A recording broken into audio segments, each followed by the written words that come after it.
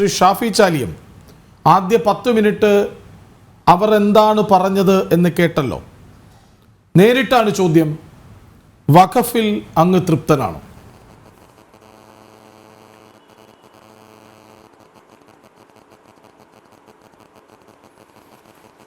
അല്ല, ഇന്ന് പകൽ മുഴുവനും നിങ്ങളുടെ ടി വിയിൽ ഓടിക്കൊണ്ടിരിക്കുന്ന ഈ തിരുച്ചെന്തൂരിൽ പോയി നിങ്ങളെ ലേഖകൻ അരുൺ അല്ലേ, കേൾക്കാവോ?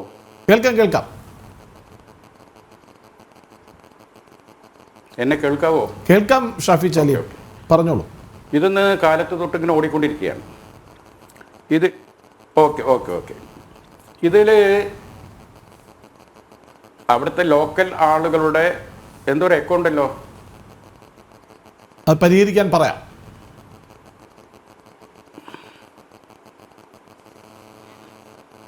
അതെ, അവിടുത്തെ ലോക്കൽ ആളുകളുടെ വികാരങ്ങളൊക്കെ നിങ്ങൾ പകർത്തി. സത്യത്തിൽ ഒരു പത്രപ്രവർത്തകൻ എന്ന നിലക്ക് നിങ്ങളുടെ റിപ്പോർട്ടർ ചെയ്യേണ്ടിയിരുന്നത് എന്താണ്? ഇതിൻ്റെയൊക്കെ ഒരു കോൺട്ര ഉണ്ടാവും. ഉദാഹരണം, അവിടുത്തെ റവന്യൂ ഡിവിഷണൽ ഓഫീസറെ മിസ്റ്റർ വൈദ്യനാഥൻ, അദ്ദേഹത്തെ പോയി കാണാമായിരുന്നു. മിസ്റ്റർ പ്രദീപ് കുമാർ, ആദ്യം നാട്ടുകാർ പറയാനുള്ളത് പറയട്ടെ, ശേഷമാകാമല്ലോ. അരുൺ അവിടെ തന്നെ ഉണ്ട്, അങ്ങനെയല്ലേ ഒരു വാർത്ത നൽകേണ്ടത്. ആദ്യം ആ ഇഷ്യൂ നമ്മൾ അവതരിപ്പിക്കുന്നു, അതിനുശേഷം അതിന്റെ കൃത്യതയിലേക്ക് ഇറങ്ങിച്ചെല്ലുന്നു. അതിന് സമയമുണ്ടല്ലോ. അരുൺ അവിടെ തന്നെ ഉണ്ട്, ആ ഗ്രാമവാസിയാണ് അദ്ദേഹത്തിനൊപ്പം ഇരിക്കുന്നത്.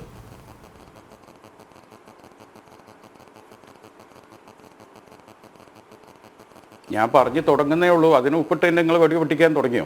പിന്നെ അധികൃതരുമായും മറ്റുമൊക്കെ ആദ്യപാദത്തിലൊക്കെ സമാധാനപരമായി ഒന്ന് പറയാൻ അനുവദിക്കുന്നത്. ഉറപ്പായും അങ്ങേക്ക് പറയാം, അങ്ങേക്ക് കൂടുതൽ സമയവും തരാം. അല്ല, നിങ്ങൾ അല്പസമയം,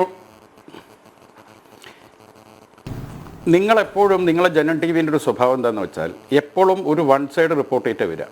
അപ്പുറത്തെ സൈഡ് എന്താണെന്ന് കൂടി ചോദിക്കേണ്ട ബാധ്യത ഉണ്ട്. അതൊരു കാലത്ത് നിങ്ങൾ ചെയ്യാറില്ല. മുമ്പ് തന്നെ ഈ ചാനൽ വന്ന് ഓരോ ലവ് ജിഹാദിന്റെ കഥയുമായി പാലക്കാട്ടെ ഒരു ആൺകുട്ടിയെ പീഡിപ്പിച്ച വിഷയത്തിലേക്ക് വരൂ. അന്ന് ഈ ചാനൽ വന്ന് വലിയ ബഹളം ഉണ്ടാക്കി ഇറങ്ങിപ്പോയതാണ്. അങ്ങ് വിഷയത്തിലേക്ക് വരും, അങ്ങേക്ക് പറയാൻ സമയം തരാമെന്ന് പറഞ്ഞല്ലോ. കഴിയില്ല. ഇത് ഞാൻ സംസാരിച്ചത് എന്നെ ഇങ്ങോട്ട്